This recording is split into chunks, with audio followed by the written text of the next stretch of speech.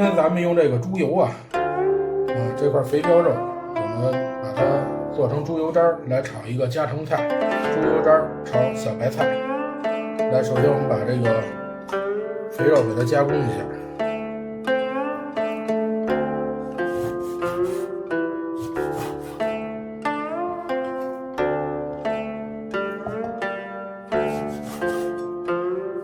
我们把肥肉啊都切成小一点的肥肉丁儿，正盘备用。我们再准备一些大蒜，去掉蒜根儿，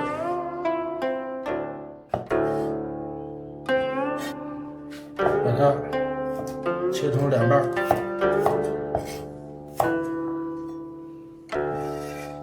我们把清洗好的小白菜给它切成段儿。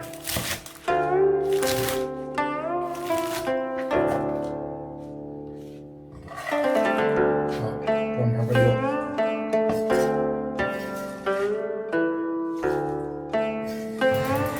好，我们点火，先把猪油渣炼制一下。炼猪油加点水，不要加油，要加水。直接放入切好的肉丁，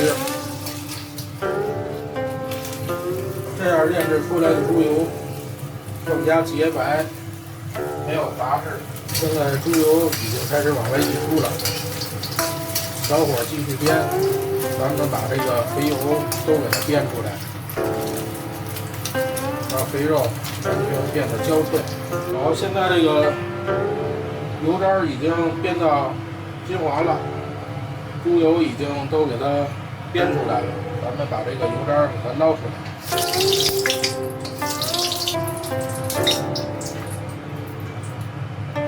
咱们加入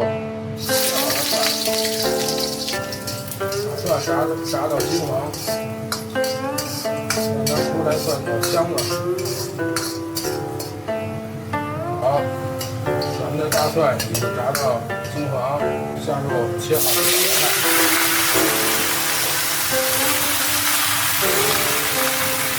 再去翻炒，加入打好的猪油渣，加入半勺盐，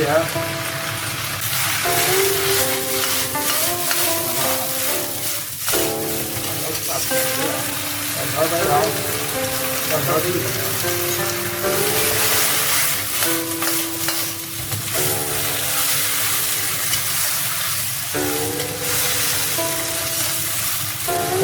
熬成生抽，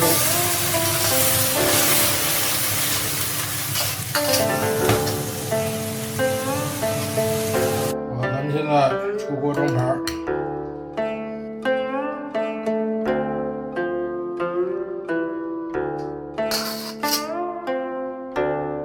好，这道猪油炒小白菜就做好了。